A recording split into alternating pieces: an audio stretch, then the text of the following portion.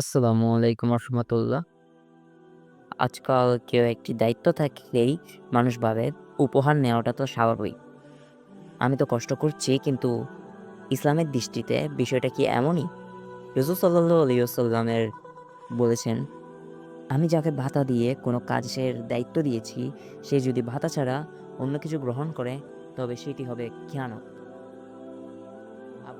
দেখো, বিষয়টা খুব স্পষ্ট। তুমি যদি রাষ্ট্রের, অফিসের কিংবা যেকোনো দায়িত্বে থাকো, তোমার জন্য নির্ধারিত বেতনই যথেষ্ট। উপহার নামে যদি বাড়তি কিছু দেয়, সেটা হবে ঘুষ। আর রাসূল সাল্লাল্লাহু আলাইহি ওয়াসাল্লাম একে বলেন খেয়ানত। খেয়ানত মানে আল্লাহ ও বান্দার সঙ্গে বিশ্বাসভঙ্গ। এই একটি মাত্র কাজ তোমার আমানতদারি চরিত্রকে ধ্বংস করে দিতে পারে।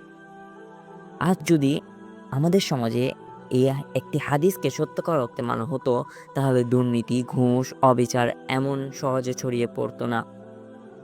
তাই ভাই, তুমি যদি একজন দায়িত্বশীল মানুষ হও, তাহলে রাসূল সাল্লাল্লাহু আলাইহি ওয়াসাল্লামের এই হাদিসটাকে অন্তরে ধারণ করো।